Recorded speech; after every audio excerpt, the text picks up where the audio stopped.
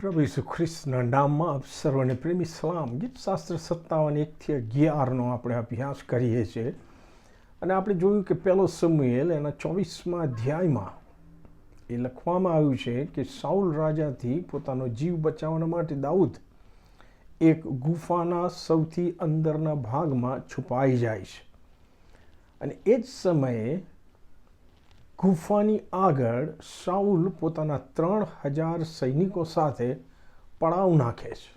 હવે સાઉલને ખબર નથી કે અંદર દાઉદ છે ગુફાના અંદરના ભાગમાં, પણ સાઉલ ગુફામાં જાય છે, એકલો જાય છે અને દાઉદને તેની ખબર પડે છે અને દાઉદ સહેલાઈથી સાઉલને ત્યાં આગળ મારી શક્યો હોત, પણ દાઉદ એ સાઉલનો જીવ બચાવે છે, એને જીવ તો જવા દે છે અને એની સામે દાઉદનો પણ બચાવ થાય છે એ આપણે વાંચી શકીએ છીએ. અને આ સગળી બાબતોના લીધે કલમ 6માં દાઉદે લખ્યું કે તેઓએ મારા પગને ગૂંચવવા માટે જાળ પાથરી છે, મારો આત્મા નમી ગયો છે, તેઓએ મારી આગળ ખાડો ખોદ્યો છે અને તેમાં તેઓ પોતે પડી ગયા છે. આ વાસ્તવિકતા છે. જો આપણે પ્રભુની ભીખમાં જીવીએ તો આપણા માટે જેઓ ખાડો ખોદે છે તેઓ પોતે જ છેવટે નુકસાન વોરે છે.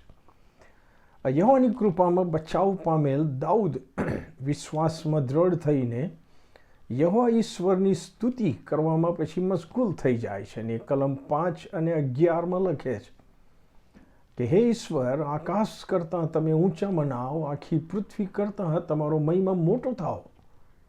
7-10માં લખે છે હે ઈશ્વર, મારું હૃદય દ્રઢ છે અને મારું હૃદય દ્રઢ છે, હું ગાયન કરીશ, હા હું સ્તોત્રો ગાઈશ. હે મારા આત્મા, મારી વીણા અને તંબુરા, તમે જાગો, હું તો પ્રભાતમાં વહેલો જાગીશ. હે પ્રભુ, લોકોમાં તમારી આભાર સ્તુતિ કરીશ, વિદેશીઓમાં હું તમારા સ્તોત્રો ગાઈશ. વલાઓ, પ્રભુના વિશ્વાસુ સંતો અને સેવકોના જીવનમાંથી આપણને પ્રભુના બાળકો તરીકે જીવવા માટે ઉત્તમ નમૂના મળેલા છે. આપણે પણ આ જગતમાં રહીને જે પ્રશ્નો અને મુસીબતો અને અન્યાય અને ભૂંડાઈ અને ભ્રષ્ટાચાર અને જૂઠ અને વેરભાવ અને ઈર્ષા અને અદેખાઈ અને વિશ્વાસઘાત અને સ્વાર્થ વૃત્તિ અને ભયજનક પરિસ્થિતિ અને અસલામતીનો સામનો કરીએ છીએ, ત્યારે હંમેશા આપણા તારનાર ઈશ્વરને કેન્દ્ર સ્થાને રાખીએ અને વિશ્વાસથી પ્રાર્થના કરતા રહીએ અને વિશ્વાસુ ઈશ્વરની આભાર સ્તુતિ કરવાનું કદી પણ ચૂકી ના જઈએ.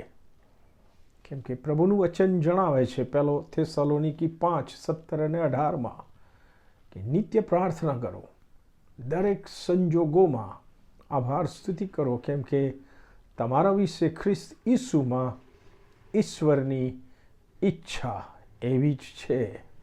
આમેન.